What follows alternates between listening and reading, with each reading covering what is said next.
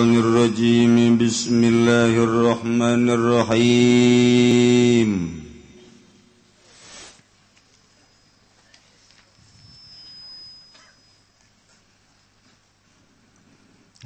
Safinatani atawa tabrakan opo para huroro fakada bataini maka iku kaya dabahroro wal malahani lan utawi nahodaroro karo kibaini iku kaya wong kang nunggang karone in kana talahum alamun anaya karone safinatani iku tetep kadue malahani in kana bihi mamalun ajnamiyun maka lamun anaya iku tetep ing dalam safinatani apa harta kang bangsalian lazimakulan maka wajib ing saban-saban kang suwijing nisfu dhamanihi apa saparo katempuhanane kulan in kana dalan lamun anaya safinatani li ajnabi ini ku tetep kadoe kang bangsalian lazimakulan maka wajib ing saban-saban kang suwijing nisfu qimatihi ma apa saparo regane safinatan walau asobat lanamun parak sapinatun upo parahu ala gor kini ngatase kaker jazatorohu meta'iha wakawanang apa ngalungken banda-bandane sapina barang-barangnya sapina wajibulan wajib yatorhu li rojain ajat rokib kena ngarep-ngarep ing kasalamatan rokib ayun toroha maka lamun ngalungaken ya wong malagairihing hardalian wong bila idnin kalawan wara idin domina maka ketempuhan ya si wong wa ila nakul bila idnin fala domina fala maka ora ketempuhan ya wong. Para jamaah kaum muslimin wal muslimat rahimakumullah. Alhamdulillahirabbil alamin.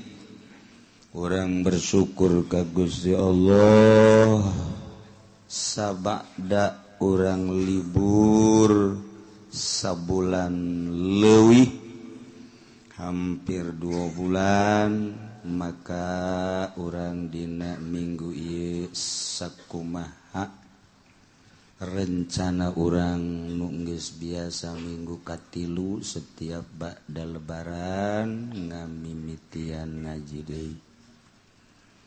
Lembaran pertama urang mulayan deui ke ditutup deui bulan Rewah. Tak ngajina asal awal jeung akhir bae. Geus we cukup sakitu ke tengahna bolong ge masalah. Asal milu awal malaikat nyatet oh milu jeung terakhir beres geus. Rupa-rupa jelema aya nu rindu jasa kebelamat cenah ieu ka ngaji kebelamat ka ngaji rindu jasanya da aya ngaji. Sebab geus teu boga pagawean naon nya tani eueuh lahan ka pabrik geus teu ditarima kolot teuing dagang geus eueuh modal teu jeung tanaga lah sakena maningan ngaji rata-rata nu geus teu boga pagawean nanyakeun ngaji bagus teh geus sakitu ge geus hebat sakitu ge aya nu ngomong pan haju ngaji deui bae macam-macam asara kakara kamari cenah urang geus ngaji deui rupa-rupa. Nah ieu mah nu kumaha ge geus sabodo masing-masing nu penting urang ngamimitian ngemplongkeun hate sabada urang puasa kemudian tarawih macem-macem di jero bulan puasa dongeng aya nu tamat Quran 10 kali sabulan aya nu 7 aya nu 5 aya nu 3 geus hebat kabeh aya nu alhamdulillah jangan kula mangan sakali bagus aya nungan dibulak-balik bae da Quran dibacaan teu tamat teu malah neundeun ge kuari di mana boa aya deres ge masih neuleuh Quran keneh ngabulak-balik Quran teu pati nonton TV tapi beritanya bae berarti nonton atau gitu mah kabeneran dina poe Minggu ieu urang bertepatan jeung hari kemerdekaan non gitu ngaranna demokrasi 45 Agustus. Jadi poe ieu urang rayakeun sesuai jeung kacinta urang, karesep urang jeung kitu kaburuna urang. Aya nu di istana poe teh, aya nu di lapangan bae, aya nu di kecamatan, aya nu di desa sarua mengenang kemerdekaan Republik Indonesia, hasil berjuang para pejuang baheula anu dibunuh, nu ditembak karena murtil memperjuangkeun bangsa jeung nagara. Itulah pejuang-pejuang gugur di medan laga. Luar biasa nyana demi anak incuna supaya merdeka. Dikenang ku urang diproklamirkeun pada tahun 17 Agustus 45 sangsaka merah putih naik ka luhur. Kuari ge sarua urang mah ngarayakeunana melalui doa. Urang ngadoa mudah-mudahan kolot urang sesepuh urang nu memperjuangkeun bangsa jeung nagara nu gugur harita dihampura sakabeh. Itu kene urang ngadoa mudah-mudahan nagara urang anu geus merdeka nuku urang geus dieusian kemerdekaanna salila setengah abad leuwih mudah-mudahan saralamet kabehan nu ngeusina jalaluju nu ngeusina araradil nu ngeusina bener-bener jang kepentingan masyarakat kepentingan rakyat nu ngabutuhkeun soal naon bae di jero negara Indonesia ngabutuhkeun pengurus mudah-mudahan ngurusanana bener-bener lillahi ta'ala teu kudu make embel-embel duit teu kudu make embel-embel sogok teu kudu make embel-embel pamere bener-bener niatna lillahi ngan tah ngomong ngan ya kan coba buktina nulillahi ta'ala ngurusan rakyat mana coba beungeut na jeung irungna hayang neuleuh aya ngan gula can manggih tapi nu jelas aya bae mudah-mudahan nu jujur supaya tambah jujur nu adil supaya tambah adil nu encan jujur jeung can adil supaya jujur jeung adil sehingga urang anu nyicingan nagara ngarasa tentrem, ngarasa tenang, ngarasa senang. Bejana bensin ge geus eueuh ku hari. Tuh kan mulai kan? Alhamdulillahirabbil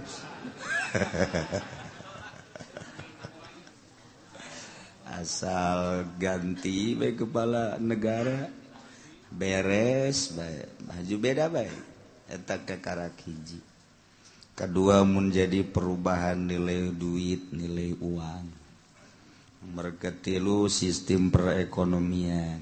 Tapi per detik ieu urang can boga calon presiden.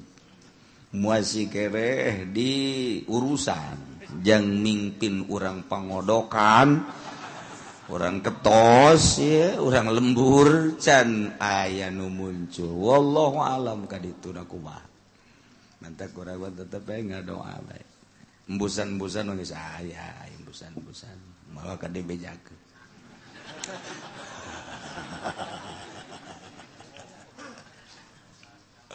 Kalau maka dibejakeun lantaran aya kekhawatiran lain lalagaan ieu mah meureun sepanjang Indonesia mencalon-calonkeun presiden kakarak ieu nu alot kakarak ayeuna ka tembong kabeneran jeung kabohonganana kanyahoan ku urang kanakalanana jeung kitu kanyahoan segala rupana nah ieu sakedeung deui bakal urang boga presiden anyar saha cenah ge dirahasiakeun gane tenang we lananan urang mah pokona mah nu tatadina dagang atuh dagang deui nu tatadina tani atuh tani deui tatadina maling atuh maling deui biasa bae babalik ka pagawean urang masing-masing dek saha bae nu jadi presiden enteng na ngomong mah kitu tapi ku urang bakal karasa sebab di negara mah kumaha presidenna kumaha nu nyekel negara sebab eta nu nyekel kendali supirna zaman Soeharto kitulah karasa ku urang begitu ganti zaman Gus Dur karasa cep bae tararis zaman Megawati panas deui ieu nyaho tiis jauh panas kahareup wallahu a'lam tah ieu urang menghadapi berbagai-bagai di negara urang dedengean anu pohara urang mah di urang nya puasa tarawih dahar tambah biasa 2 kali lantaran puasa jadi 4 kali persiapan jang isukna nya buka nya tas tarawih haju penting setik dahar deui sahur deui dahar deui 4 kali mentak memeh puasa ditimbang awak aya 60 kilo barang mantas puasa 95 kilo sama meujeuna diakur jeung Mike Tyson ge diadukeun lintuh jadi kuduna mah hasil puasa teh nguruan tadina 60 jadi 40 eta puasa bener tadina 70 minimal jadi 60 tak eta puasa beneran tapi aya di Pasir Gadung aya keur memeh puasa 75 barang tas puasa kuari 35 ngan di rumah sakit kuari diinfus kene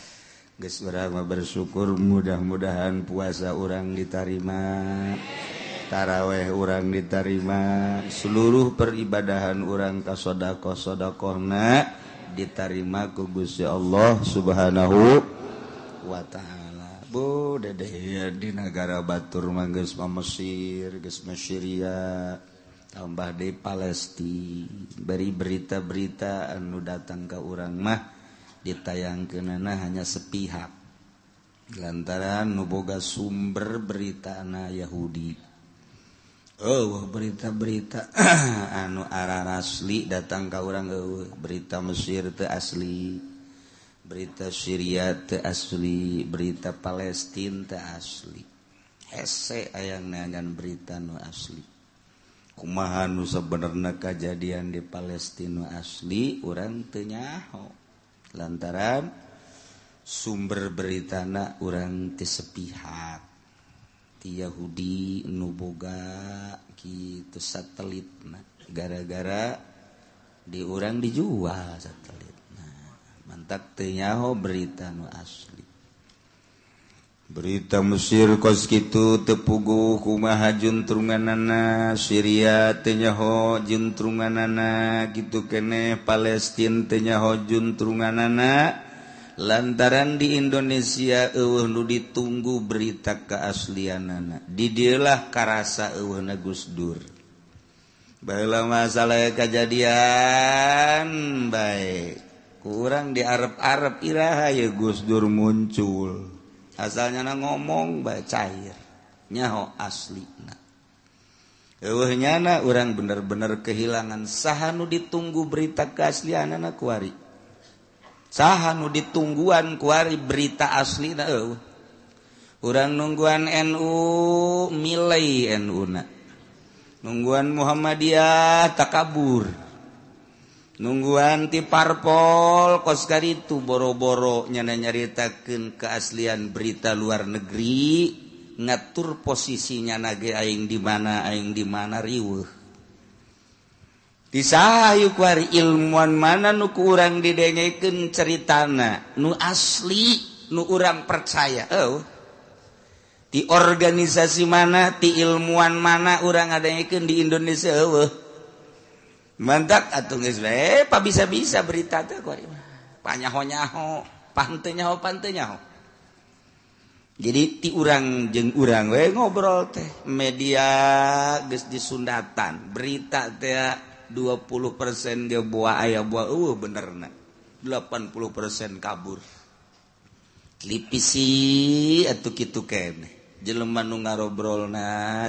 teu bisa dipercaya haji urang ieu kasaha coba bersandar jang berita hese ieu berita teh kumaha nu sapuguna geus kuari mah neuleuh di televisi bae kabeh kejadian Mesir kejadian Syria kejadian Palestina sedengkeun eta berita teh nu bogana Yahudi atuh geus urang mah dibobodo nu kajahoan ku urang mah atuh kematian Palestina diberondong dibom sekian ratus sekian ribu berita Yahudi na nu paeh sabaraha teu nyaho urang apa nu paeh hiji-hiji acan mah nya perang nu paeh perang mah kajen nguku bage meureun 10 hiji mah aya bae tapi berita sugan Yahudi ngagoler kabeh berita lah Palestina bae nu malalodar nu pararae Yahudi nu paeh hiji-hiji acan perang Irak nu pararae teh urang Irak bae ai multi mana nu paeh hiji-hiji acan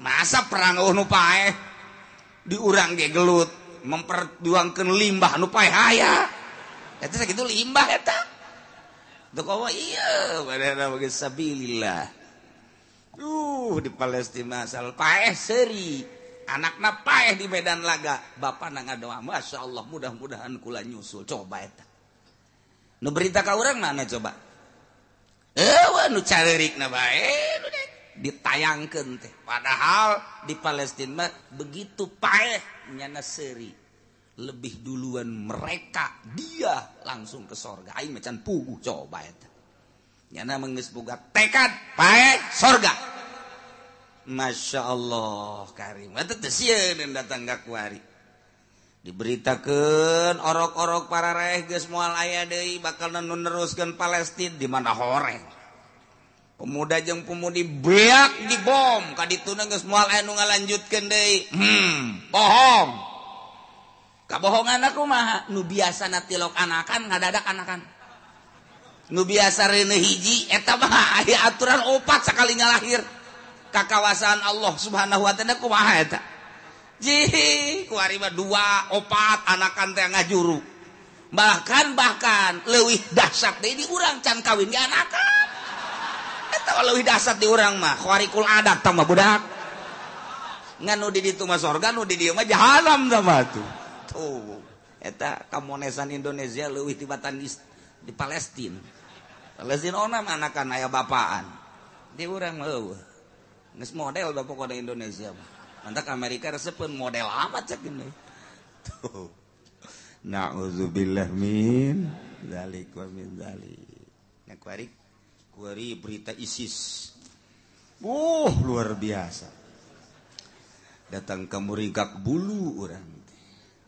ieu mah sakadar bae ISIS eta adalah prajurit Osama bin Laden nu baheula memperjuangkeun Irak katangkep ku Amerika bawalah ke Amerika lantaran hebatnya sajelema ditembak teu daek paeh digodot teu paeh adu kekuatan diadukeun jeung Amerika 40 Amerika ngagoler kabeh hebat ya budak bawa ke Amerika cuci otakna terus setrum dicuci dieusi lah lantaran kehebatan ilmuwan Amerika digodok dicuci dalam jangka sabara tahun berubahlah manehanana.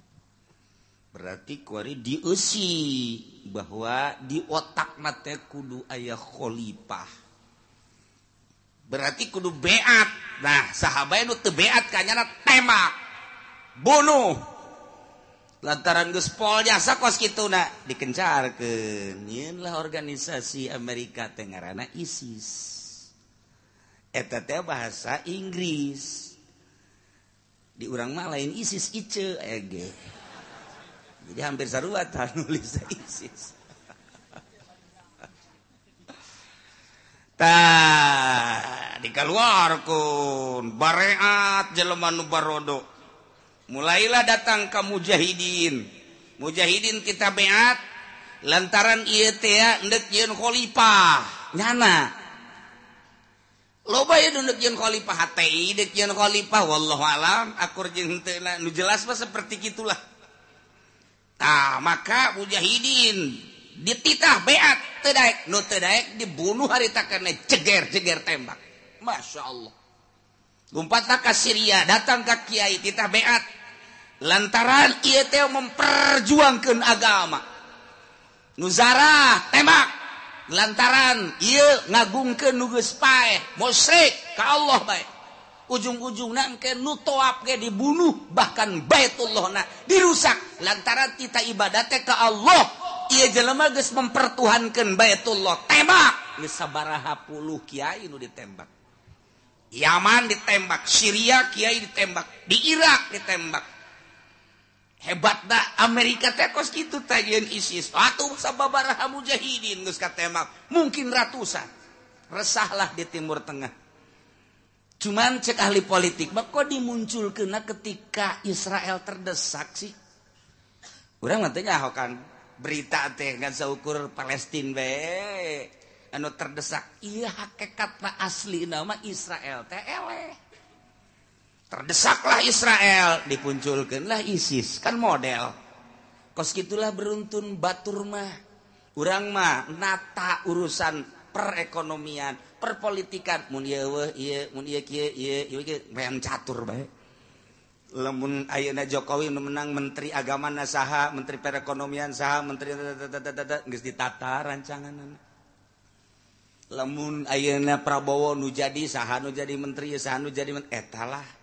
Ketika akur teu akur bakal ieu ganti eta kos kitu. Batur mah strategi perang. Nah, lamun Palestina terdesak moal dimunculkeun ISIS. Ketika Palestina ngadesak Israel dimunculkeunlah ISIS. Dunia resah. Geus lain ka Palestina deui lantaran mujahid teh ditembakan.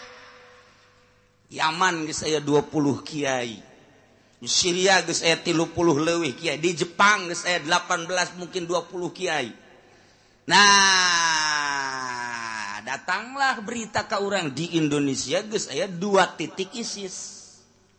Nu bakal ditembakanana ieu lah kiai nu sok pidato. Ah, mulai hiji Pudoli. Sak budole ngomong mal berit mal ceramah dia sabaraha teh. Ceramah dakeun teh target teh pokona mah tahu. Tah ieu geus sararese ku ari tah. Resah, kiai resah. Mulai Abu Bakar Ba'asyir kok narima aya naon sih aneh. Karena kedatangan ISIS sedangkan kos kitu patut ISIS teh ditinjau dari segi membuat khalifahna. Urang satuju lantaran jangan gempur kafir, tapi lamun ditinjau bahwa ieu ISIS teh lain kafir anu dibunuhna endahan mujahid, kiai, ustad, dibrondong masyarakat teu dek beat paehan, mungkin geus ngarebu meureun. Resah kan urang ku ari. Tapi Allah Maha Kawasa, anehna asal manggih kafir ditembak di kujana. Aya tentara Amerika pan babargan jeung nyana ISIS mah. Malika nyana ieu ditembakan geus sabaraha ratus di sarua bae. Yahudi ditembak karena sedegan jalan kan gak hiji jeung Yahudi. Malik Yahudi ditembakkan. Cak Amerika pan kiamat ya. Wah, berapa ya urusan dia? Geus sarua. Islam ditembakkan, kafir ditembakkan. Sedengkeun nyana lamun ditembak teu teurak. Dipencit ke teu teurak dipencit. Ieu kuari kesulitan. Maka larinya na ke Irak, digempurlah Irak ISIS-na ku Amerika. Di mana baik kuari aya ISIS digempur ku Amerika, buatan Amerika, kuari nu ngagempur Amerika. Sia mah cek Amerika teh nyieun-nyieun bae. Kita ke Amerika diembung, sedangkan senjata nu geus dikiriman ku Amerika loba jasa. Di awal ge kan geus kanyahoan ku ahli strategi mah tembak.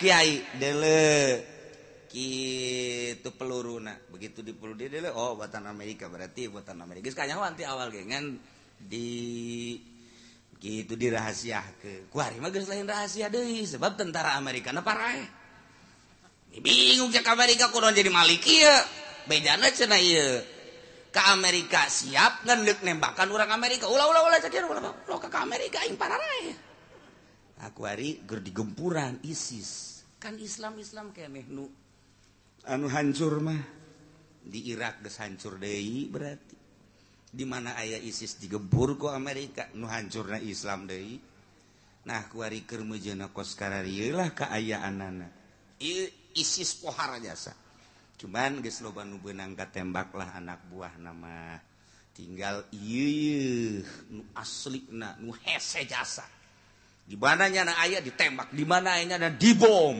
sedangkan nyana babarenganna jeung Islam. Nah, kuari keur eueuh di tangan di Syria eueuh, di Palestina eueuh, di Mesir eueuh, keur kabeh ge di Baghdad ditembak, dibom eueuh. Ternyata aya di Cikupa. Mantak sing ada eta Cikupa sing ada. Di Citra sing ada bisi aya bom nyasar ka dieu. Geus ulah sok ulin ka Citra, loba tukang jagong di dieu sing ade.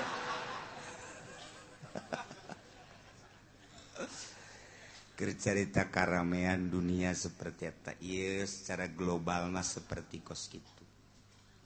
Palestina teh terus-terusan kuari dek ngahajar Israel.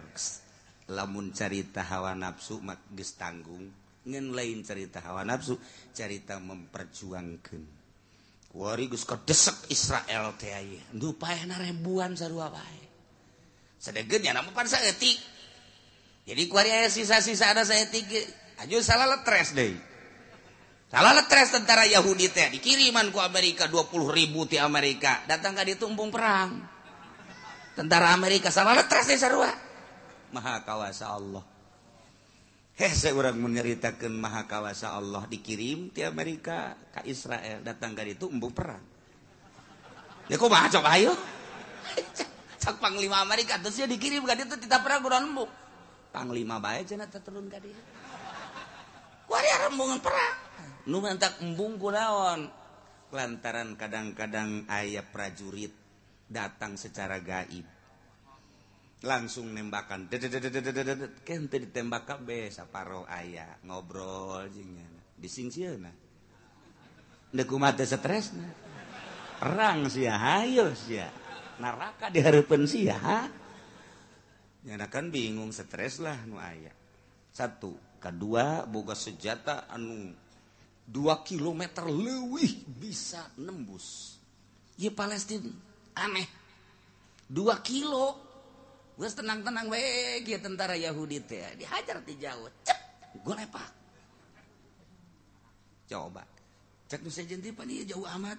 Ternyata diberitakeun bahwa sejarak 2 kilometer lah ieu penembakna. Ye. Encana kekikian goler deui. Cek babaturan atuh ingkung mah hayu.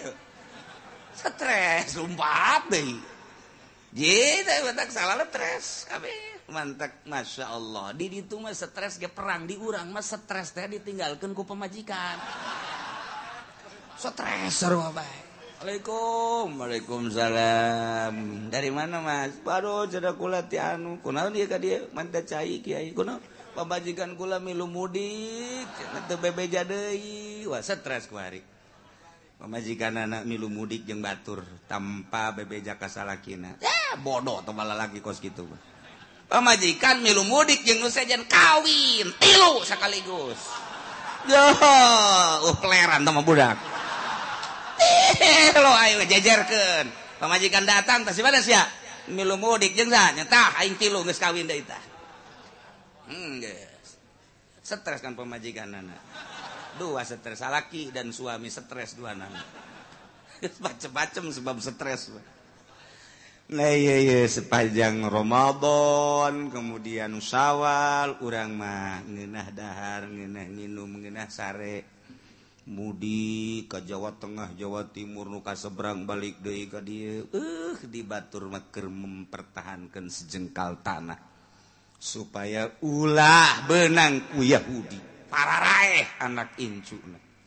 Jol bae kamari tanpa diundang urang Palestina datang ka dieu. Pan model eta. Aja bangona tenang we. Nyaritakeun perang ya perang mah biasa bae cenah.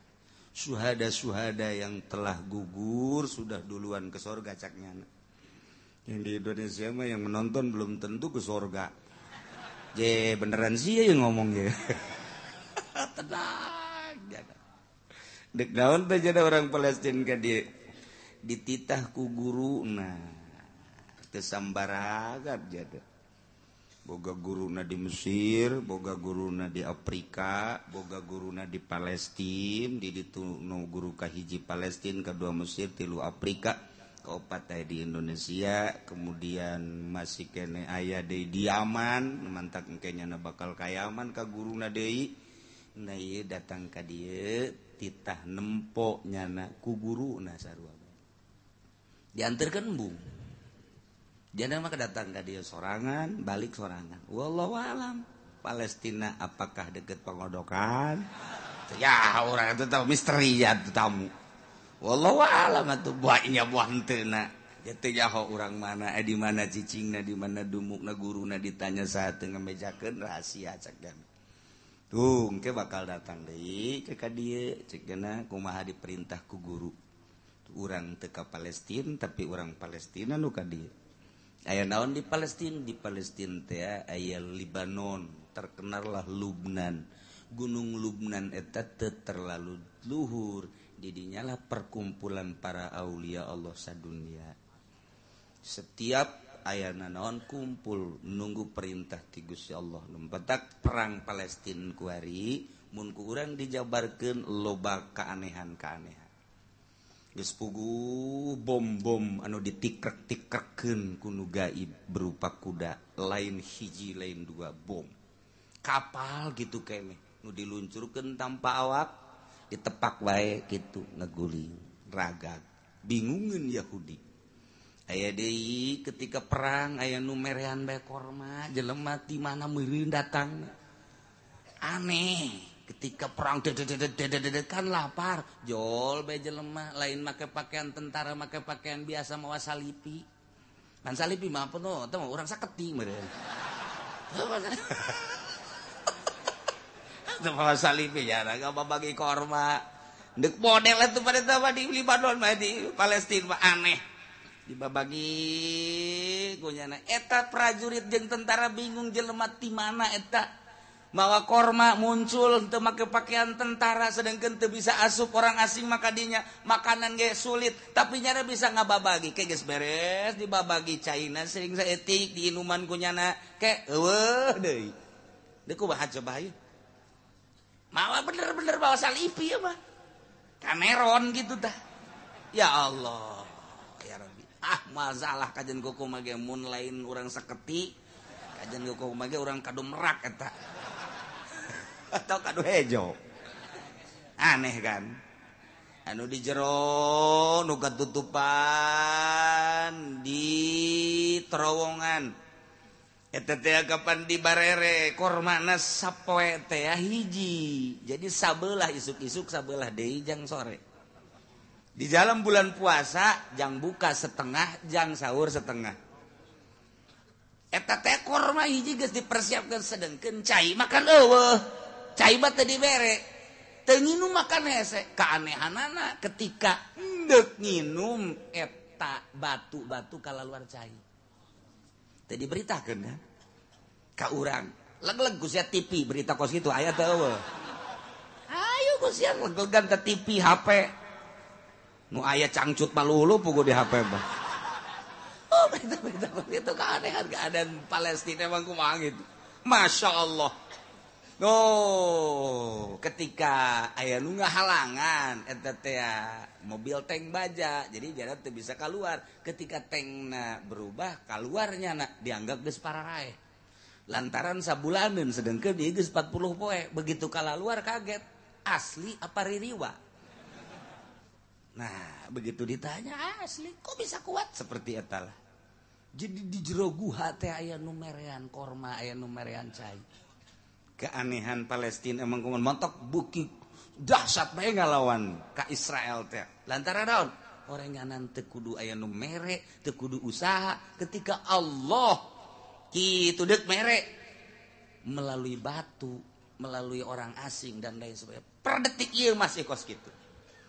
Cara ricing ke lapar jol bae jelema lain orang Palestina orang luar mantak cenah beungeut nama orang Indonesia beneran aing masih seru sih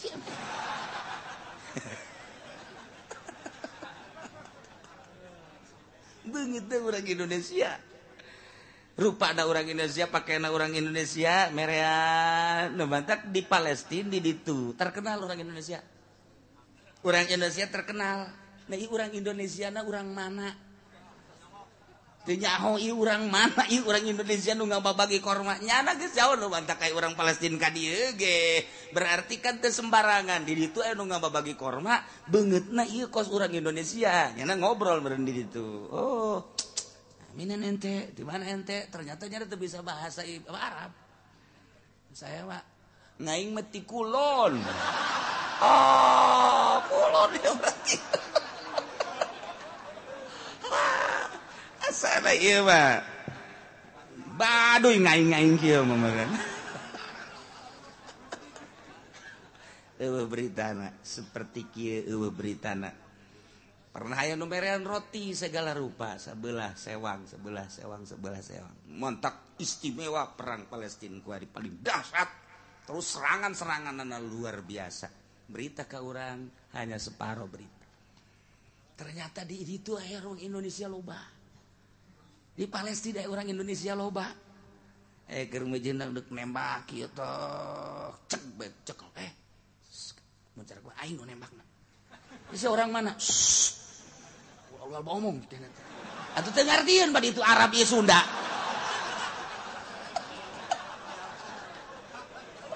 Iya tuh diantep gitu ayo geus. Tembak dia kena.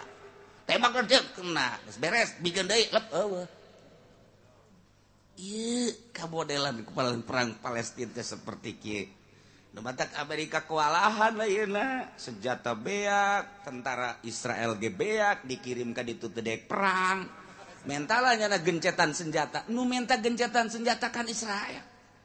Lain Palestina tertanda terdesak berarti. Orang Palestina mah dek menang dek eleh perang terus bae kan. Pokoknya aing mah perang menang eleh perang terus. Hari Israel targetnya kan menang, orang Palestina lain eleh menang perang terus. Mana hese teh mah kos kitu. Hese teh mah kos kitu batu. Aing mah urusan perang menang atau eleh, penting perang terus. Masya Allah dinasehatan ku Mesir, ku Syria dan lain sebagainya. Teu bisa. Dek milu perang hayu, henteu nonton. Lain lalaga. Urang mah kuari berita teh anu dideuleunan nu parotongna, nu katembakna, teu nyaho di medan lagana kos kumaha sebab eta mah nu teu perang pan. Anu ditayangkeun mah nu teu perang atuh tah mah masyarakat leutik. Ye, cek otak urang ge kok geus kitu amat di medan lagana tuh coba sorot. Tayangkeun eueuh, nu disorot teh anu jelema hararees, nyusuan, atuh kos kitu mah. Ditayangkeun dada tuh pasti paeh. Ditembak ku boro-boro ku senjata ku pepletokan teh paeh. Nu di medan laga ku sia tah tayangkeun. Eueuh pan teu ditayangkeun. Ye, kader batak tara renang we. Model segala ngaroko Ji Samsu. Menang di mana eta Ji Samsu? Lamun lain di Indonesia kan hese. Indonesia tuh mengatakan itu. Gantinya orang mana orang Indonesia ada tuh ya orang. Wallahu alam. Kos gitulah kejadian seputar perang Palestina. Mata ke ulah kaget besing ke di dia anu dikirim ke Palestina. Ditunjuk ke kukulat. Berangkat sia. Ngan sasalaman we ka indung bapana nyaho teu balik deui bae geus pokona. Tapi loba ieu nu geus daftar. Geus kula siap ke segei. Sia berani amat hutang gede jasa. Aing bandingan perang bae lah ka ditu. Aya deui kula daftar cenah Kiai. Kula emang pemajikan terek cicing di imah. Maning perang bae guys ka ditu. Jadi motif nu perang teh ka urang macam-macam nu gede hutang ditinggalkeun ku pemajikan, anu bobogohan diputuskeun. Tah frustasi ngaranna teh mah. Tapi nu jelas loba keanehan-keanehan lah seputar perang Palestina per detik ieu. Bahkan loba Yahudi nu asup Islam. Ararane ieu mah. Muncul ISIS jang ngiruhkeun suasana tetep bae nyana endahan berbalik tembakan Yahudi. Ngan modelna ku ari mah saha bae ditembak. Jadi kan risi. Aya Islam tembak, aya Yahudi tembak, aya Amerika tembak. Ai sia maksudna naon ieu? Tembakan bae. Aya manuk tembak. Ai sia teu puguh maksud ieu. Ieu ISIS. Nah, di urang teh geus aya ISIS teh sarajan digembor-gemborkeun di Bandung ketika ceramah di masjid jangan terpancing oleh isu ISIS. Terus di Jawa Tengah jangan terpancing oleh isu ISIS. Terus di Surabaya jangan terpancing oleh isu ISIS. Belum tentu ada kumaha kapan Abu Bakar Basir geus menyatakan ada. Berarti kan aya. Nah, kuari keur digodog saha anu bakal bisa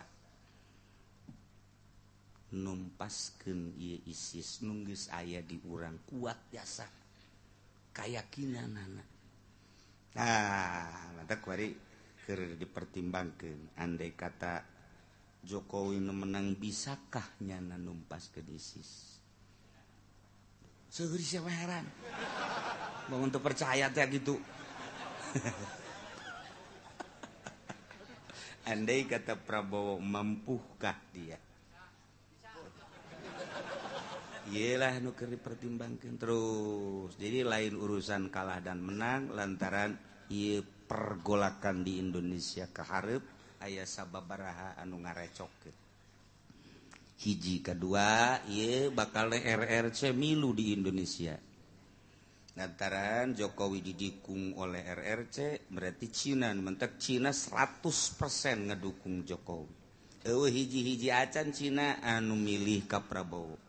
Di dieulah ditilihat cek ahli politik kok jadi kieu cilaka ieu bakal kaharep keur digodog lah kuari. Tenang, kalem heula. Kalem. Emang kieu milu atuh aing mah milu di ditu di sawah.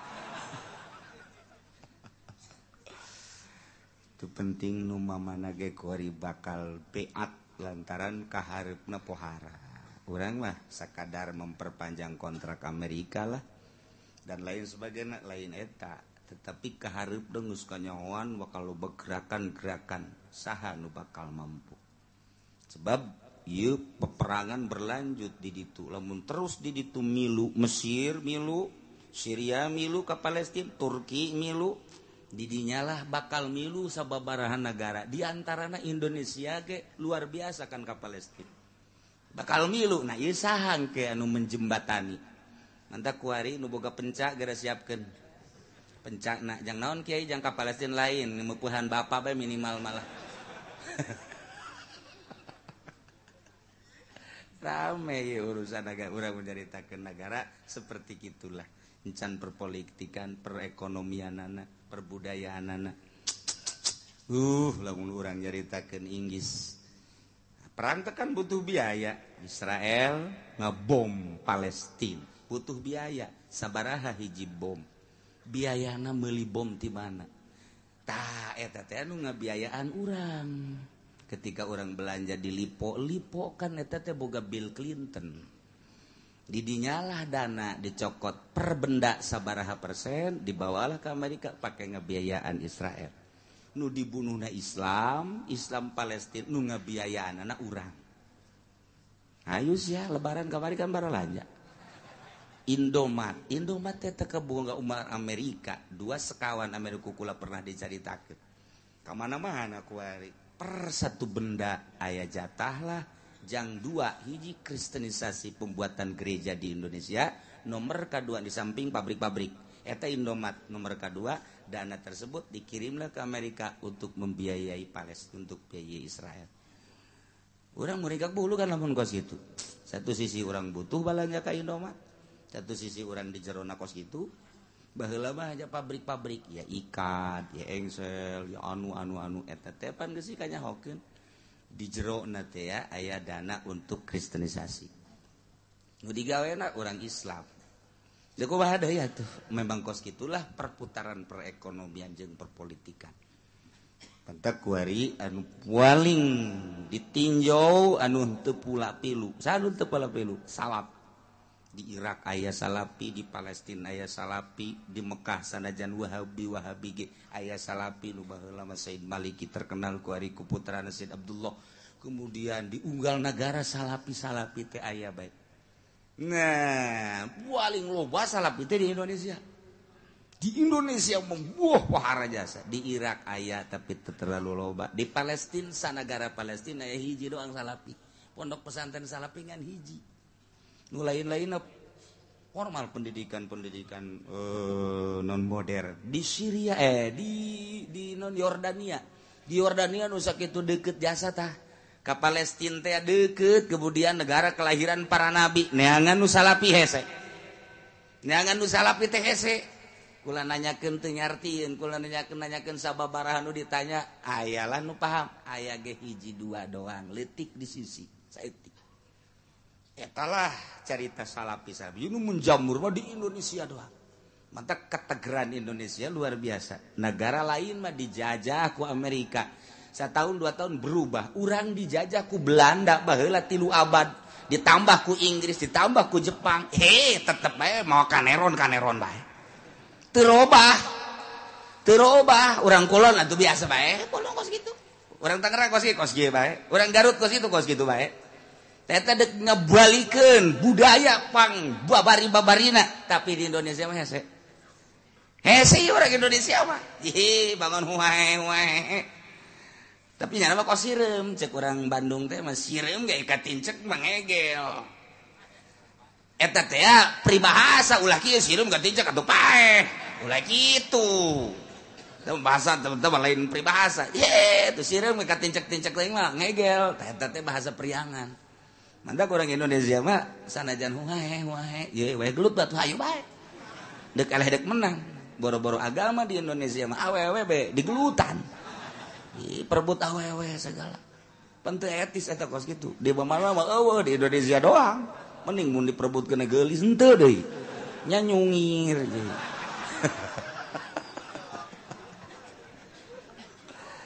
Nah iya seputar orang bulan puasa kejadian seperti kos itu masih berlanjut. Tinggal orang nonton anu bohonganana, nu semina, nu semuna, asli nama tetep hese.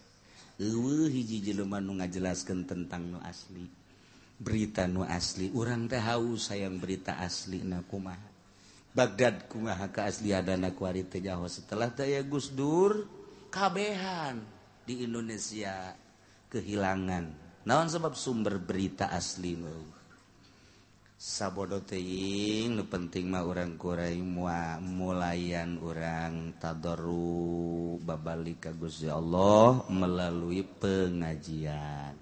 Urang cas deui pemikiran urang supaya gairah ibadah urang leuwih mantep, gairah urang leuwih prima, kayakinan urang beuki mantap. Urang mun geus boga yakin ka Allah teu sieun ku lapar, teu sieun ku panas, teu sieun ku situasi jeung kondisi kumaha bae. Hiji bae Allah Subhanahu wa taala. Para jamaah kaum muslimin wal muslimat rahimakumullah, urang keur nyaritakeun masalah kewajiban bayar diat. Kercarita urusan diat ayaan bila qasdin dua unsur ribut henteu aya maksud ribut hiji nomor kedua aya anu boga maksud ngaduanana nomor katilu nu boga maksud dengan sahiji nu hiji boga maksud ribut ngabunuh nu hiji mah henteu geus dicaritakeun kamari hiji-hijina mun kuari diulang saurang-saurang lamun nu bisa balik anu henteu bisa teu balik asana di dieu teu bisa kabehan sedengkeun nu teu balik kudu dibere dahar atuh nyanguna sabaraha kintal maning geus bae ulah-ulangan baralik bae kabehan. Riweuh urusan. Ai baheula guru keur sakola SD. Coba kali-kalian. Anu bisa balik, nu teu bisa ulangan deui. Kan kos kitu tah. Ngeunah. Geus kula paling ti heula. Ngacung, karep ngarasa hebat jasa. Ayo. Hiji kali hiji, dua kali hiji, dua. Bisa balik geus. Sapira kali-kalian hiji atuh. Oroknya bisa henteu mah. Milihna nu babari bae. Nyanyi kula panggang teu heula ayo kabeh teu heula balikna kitu maksudna geus bae do balik Garuda Pancasila beres balik ulah hese guys tah ieu ge lamun saurang-saurang ditanya nu bisa balik nu teu bisa asa teu bisa kabeh ngaren doang bae burung di dieu masyaallah nah di mana-mana ribut dua unsur manusia silih tikam silih bacok kemudian manehanana kituna teh henteu boga maksud kayaning buta dua nana atawa gopil dua nana atau tipeting ribut pararaeh kabeh na ye ala akilatin kullu nisbidiatin mukhaffafa geus beres ieu mah carita nu kamari mun duanana boga maksud tetep panis puha saparona mughallazo diat mughallazo diat dua diat mughallazo diat mukhaffafa atawa salah saurang boga maksud saurang boga maksud nu hiji mah henteu palikullin hukmuhu saban-saban hiji ngabogaan hukum tergantung kumaha niatanana kuari mah ieu permasalahanana sapinatani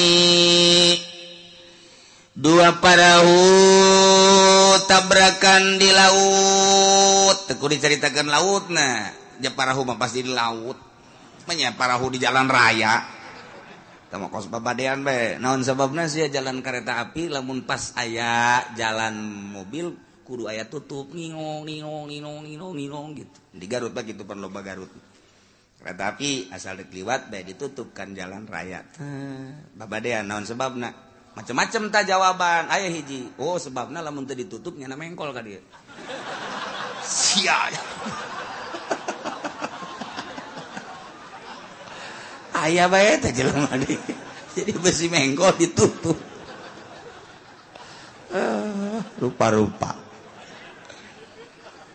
nah ieu mah aya dua perahu kemudian tabrakan dua perahu di laut istadama sapinatan dua nana wa guru kota kaker tah eta fakada bataini hukum sarua jeung kendaraan percis kos tadi tiheula Zaid jeung Umar pada naik kuda kemudian ribut paeh ki Zaid berikut kudana ki Umar paeh berikut kudana nah ieu ge parahuna kakerem kabeh percis kos dua kuda tadi atau onta tadi wal malani tukang ngendalikeun parahu kapal ngaranna nahoda lamun kitu kapal udara ngaranna pilot lamun kereta api ngaranna masinis lamun sado ngaranna kusir lamun mobil driver supir ngaranna kos kitu teh mun sapeda mah ngaranna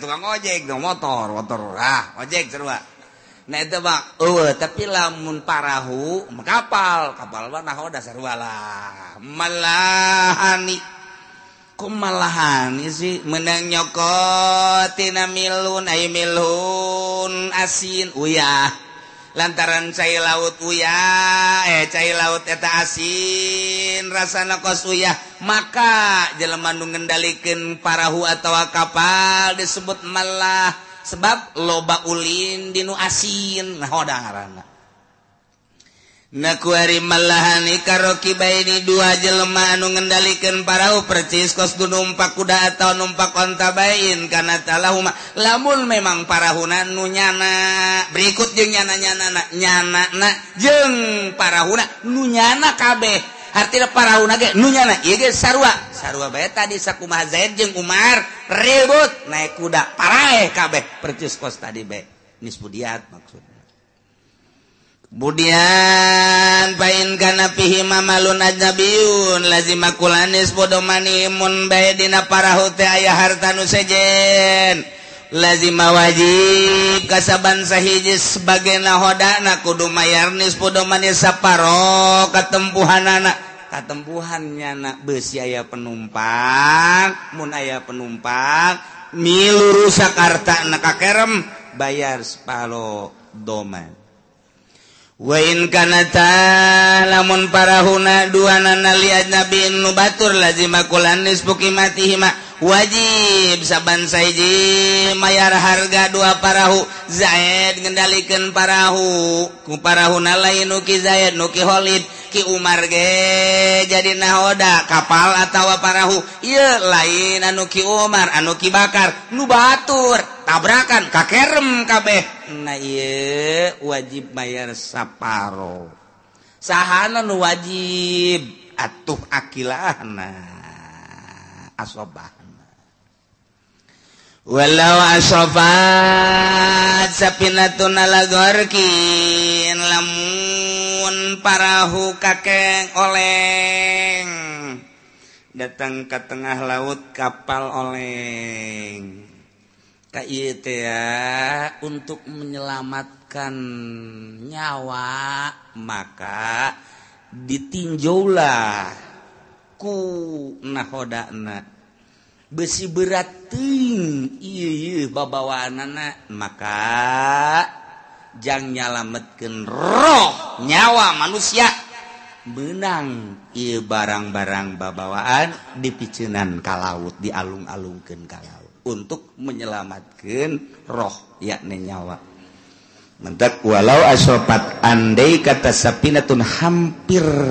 terkerem ala gorkin oleng lah gede ombak jaza torhumatayah menang dibalang-balangkan bahkan wajibul lirujaina jati rokib wajib ngabalangkeunana untuk menyelamatkan penumpang jadi penumpang teh wajib diselamatkan walaupun banda-banda harta-harta dibalang-balangkeun ka laut. Masya Allah. Kumaha lamun datang ngabalangkeun harta batur bae tanpa izin nu bodak mau bogana. Parahu oleng atau kapal oleng ieu can bebejakan nu bogana geus dibalang-balangkeun bae dominahu katempuhan. Tetap kudu bebeja ieu barang nusa atau seluruh para penumpang karena kapal ini kitu oleng maka mohon dengan sangat kira-kira kalau banda-banda harta-harta barang-barang ini untuk menyelamatkan nyawa kita dibuang ke laut setuju barang namun cakena tidak setuju emang kenapa biar mati semua salah tuh gitu.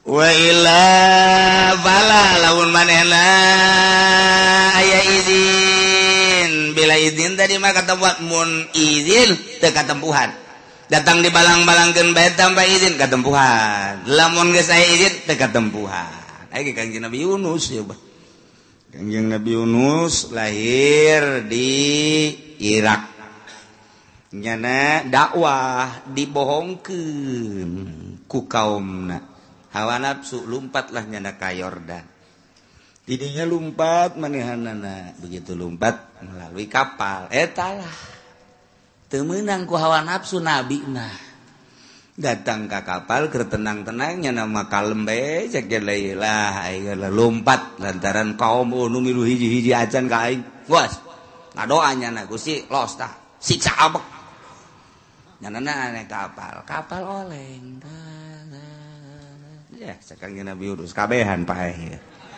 tapi ternyata lain cek nahoda ini mah setelah barang-barang dibuang ke laut ini tetap begini harus ada orang yang harus dilempar ke laut caranya cak penumpang kabeh carana diundi ieu mah kudu sadar bae nu kena undian kudu dibalangkeun tenang bae Kangjeng Nabi Yunus barang pajar moal ka undinya dikoclok Yunus aing dah mah koclok kedua kali kocok saksian ku kabehan oleng pan kapal plak Yunus aing deui bae katilu kali kocok Yunus nyana geus dibalangkeun kalau balangkeun kabeh untuk menyelamatkan nyawa nu aya di kapal nyana dibalang balangkeun ka laut cak Allah hai lauk nun hamba aing nu aya di perahu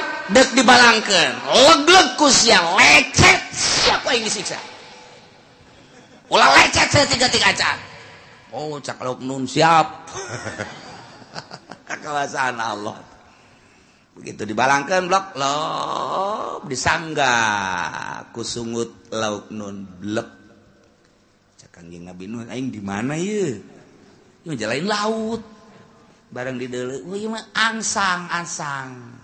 asang laut ya lauk ieu mah ieu mah hate lauk ieu mah ieu mah di jero lauk beneran oh bener lantaran sok mukawot kenutup deui aing di jero lauk eungapan di jero lauk eungap ngadoa ka Gusti Allah etalah babaca adalah ilaha illa anta subhanaka inni kuntu minaz zalimin fastajabna lahu wa najainahu minal ghammi wa kadzalika nunjil mukminin ke di bab itu ke bakal dicaritakeun ke diijazahkeun ka kula mun teu kaburu pareh nu kolot mah aye